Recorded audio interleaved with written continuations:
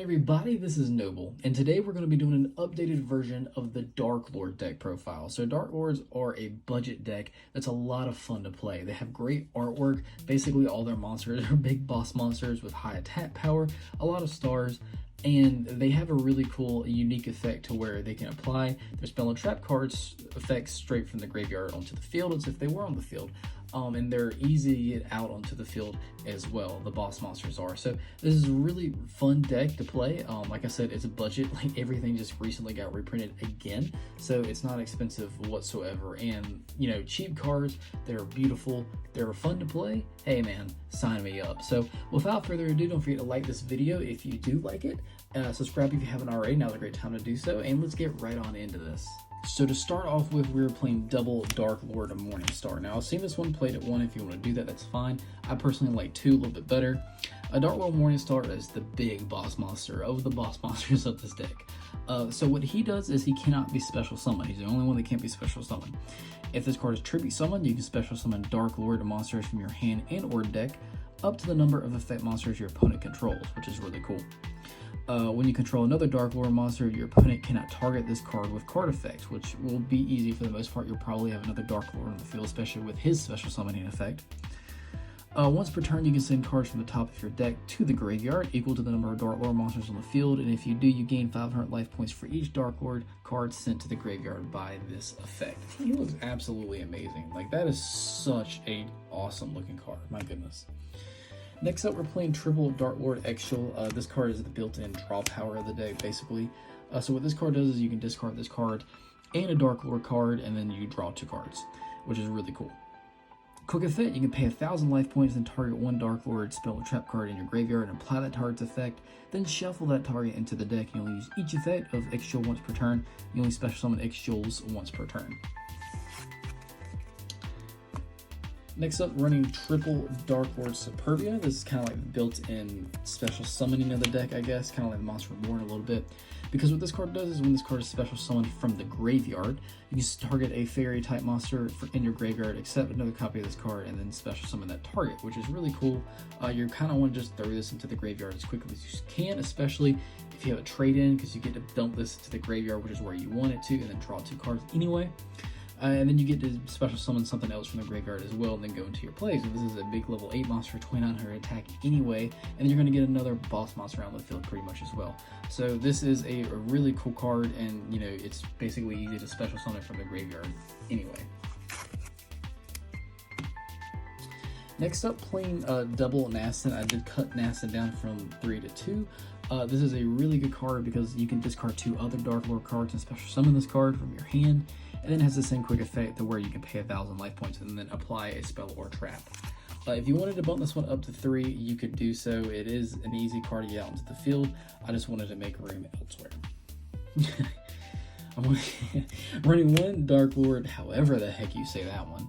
If someone knows how to actually say that, like enunciate it, please let me know down in the comments, because I would love to know, because I definitely don't know. But so what this one does, it's really cool. It's a built-in hand trap protection. If a Darklord monster or monsters you control would be destroyed by battle or card effect, you can discard this card instead, which is really awesome. And then it has the same thing that during either player's turn, you can pay 1,000 life points, which I forgot to mention the fact that's during either player's turn quick effect. That's really awesome.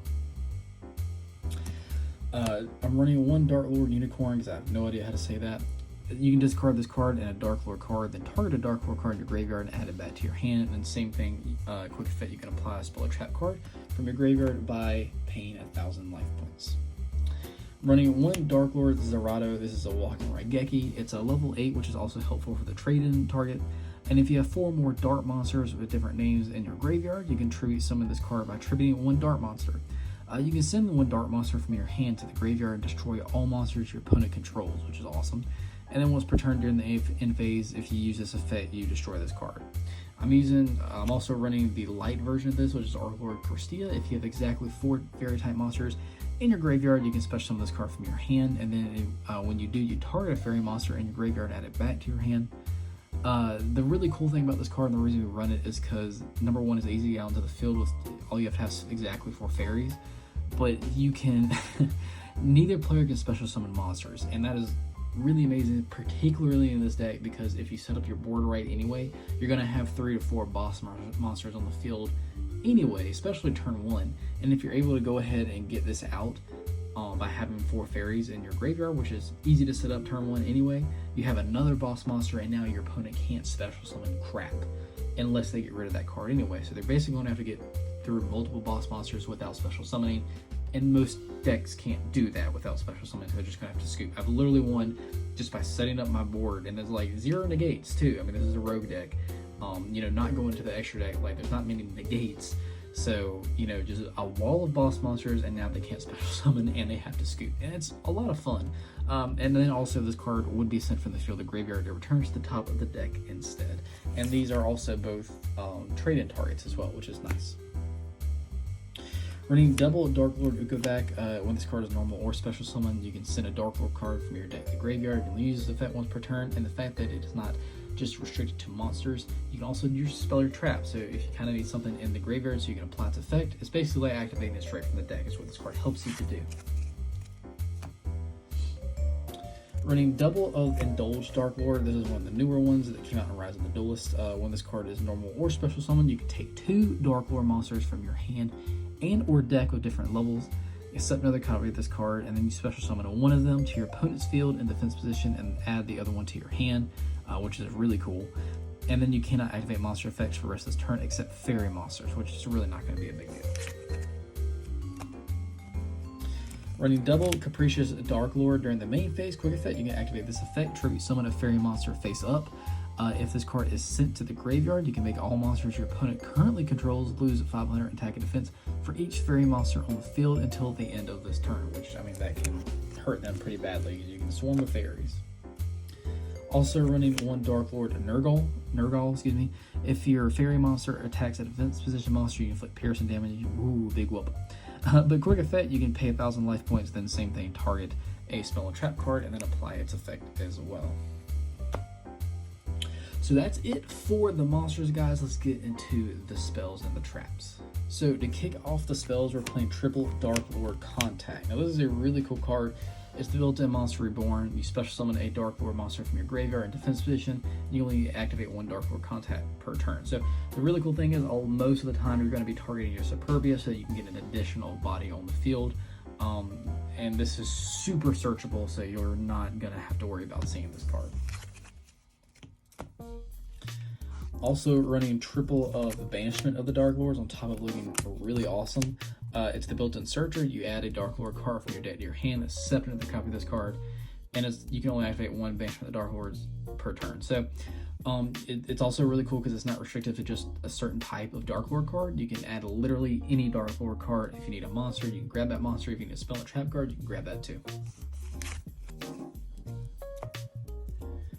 Also running double Valhalla Hall of the Fallen. If you want to bump this one down to 1, you can do that, but this is really helpful. It's a continuous spell, just like we play it in the Valkyrie deck. We're playing this one too, because once per turn, if you control no monsters, you can special summon a fairy type monster from your hand. That's all it does, but it is really useful. So we have a lot of draw power in this deck, because not only is actual built-in draw power, but we're also running triple trade-in because we play a lot of level 8s in this deck, and it's also really beneficial for them to be in the graveyard half the time. So you can just dump your Superbia and then draw 2 off that, and then a lot of times you'll draw into either a trade-in, an Ixchel, or maybe a Lord of Darkness, since everything is dark in this deck, and then you can just get more draw advantage off of that as well. Also running triple Foolish Burial Goods. This card is like really pivotal to the success of this deck, because what this card does is you send a spell and trap card from your deck to the graveyard. A spell or trap card, not both. You can only activate 1 Foolish Burial Goods per turn. So this is really, really important, because if you haven't been able to tell, we want our spells and traps in the graveyard so that you use the quick effect to apply them. This card is just really good. I absolutely recommend that you maximize this card and run 3 in this deck. For the traps, I'm running double Darklord Uprising. This is also one of the newer cards that came out in Rise of the Duelist. It allows us to get into our fusion monster, the first Darklord. You send a Darklord monster from your hand from your hand or face-up field to the graveyard, and then fusion summon a dark fusion monster from your extra deck using monsters from your hand or field as material. Then you gain life points equal to the original attack of the monster sent to the graveyard by this to activate this effect. So that is really helpful because you will burn through life points quite a bit in this deck to activate your spells and traps from the graveyard, but you'll get them back as well, as you see here, so it's not really too big of a deal. For the 1-ofs, running 1 the Sanctified Darklord, you send a Darklord monster from your hand or face-up field to the graveyard and negate the effect of an effect monster on the field until the end of this turn, and then if you do, you gain life points equal to its attack. And the really cool thing about this is it doesn't target, it just negates the effects the rest of the turn, and then also gaining that life points back is really helpful as well. Running 1 Darklord Rebellion, you send a Darklord monster from your hand or face-up field to the graveyard, and then you destroy a card in the field. You only activate 1 Rebellion per turn, and then also 1 Darklord Enchantment. You send a Darklord monster from your hand or face-up field to the graveyard, and then you take control of the face-up monster your opponent controls until the end phase. And there's no restrictions on what you can do in that monster, and it doesn't target as well, so that is really helpful to get past a lot of protection. So that is it for the main deck, guys. Let's get into the extra deck. So for the extra deck, running double of the first Darklord. Now this is a really cool card. Basically, it's the big boss monster of the deck over Morningstar now. 3 dark fairy monsters. Your opponent cannot target fairy monsters you control card effects. Really great protection. You can only use one of the following effects of the first Darklord per turn, and only once that turn. If this card is fusion summoned using Darklord Morningstar as material, you can destroy all cards your opponent controls. Complete board wipe for your opponent if you use Morningstar, which, I mean, that's the goal. But that is really awesome. During the main phase quick effect, you can pay 1,000 life points, special summon a fairy monster from your hand or graveyard in defense position. That is really cool. This thing has a big body, is basically a board wipe if you use Morningstar. And it has a quick effect to where you can special summon a fairy monster from your hand or graveyard. So you have 2 resource spots to be able to special summon another fairy monster, and they have protection as well because they won't be able to target it. So that's really cool. I really do like this card. I'm definitely going to it every game. Also running 1 number 38, because you can go into this and it's a spell negate. 1 Dingirsu, and then also, you don't have to do this, but I am running a Zeus Sky Thunder, just because you can do it. You can get a spell negate, attack, or whatever, and then you can go into this bad boy, and I mean, he can win games by himself, but I have gone to this, it's not the goal to go into this card in this deck for sure, but I have done it, and I have won games with it. I do know this is like a $54 card, so if you don't have it, that's fine. This is not like an Exceed reliant deck anyway. One card that is pretty important for the deck is double Condemned Darklord. It's 2 fairy monsters. It's a link 2. You can tribute fairy monsters that require 2 tributes by banishing 2 monsters from your graveyard instead of tributing, and it's still treated as a tribute summon. That's really awesome. It helps getting Morningstar out so much easier. You can discard a card, take a Darklord monster from your deck, and either add it to your hand or send it to the graveyard. That's really cool. You can say, hey, I need this in my hand, or hey, I need to Foolish Burial this. You can only use the effect of Condemned Darklord once per turn, and then once per turn during your end phase, you gain 500 life points for each fairy monster on the field, which, you can get a lot of them pretty quickly, so that's cool. Running 1 Herald of Mirage Lights, also running 1 IP Masquerena, 1 Nightmare Cerberus, 1 Nightmare Phoenix. Oof, I don't like that. The collector's rate not really shining right there. There we go, that's better. 1 Unicorn, 1 arguably best fairy of them all, Apollosa, 1 Abramax, and then also 1 Access Code. This deck's not really too heavily reliant on the extra deck. Arguably, you could play Extravagance if you wanted to, but you might hit your first Darklord or Condemned Darklord, and that would hurt you. So I wouldn't really recommend it, but I've seen some people do it, and they didn't seem too upset. But yeah, that's actually it for the deck profile, guys. I hope you enjoyed it. This one is like I said, it's a budget deck. This isn't the Valkyries. This is the dark version of the Valkyries, basically. They're both budget decks. It's a budget deck that looks great. You get great artwork for super cheap, and it's fun. It's a fun road deck to play, being able to basically have a monster on that protects the rest of your fairies that can't be targeted. It's basically a board wipe if you use Morningstar. It's a quick effect where you special summon from your hand or graveyard. It's just a really fun deck to play. I do recommend you pick it up. Like I said, it's very budget if you haven't already done so. But yeah, guys, that's it for the deck profile. Thank you so much for watching. If you're here and you haven't already done so, now's a great time to subscribe. You can hit the bell as well so you become part of the notification team so you don't miss anything that goes on this channel. And you can also give this video a thumbs up if you like it. It shows, hey Noble, I liked your video, I like your content, and also allows my videos to circulate around YouTube as well, which is very critical for a small YouTuber like me. As always, thanks for watching, guys, and I will see you in the next video.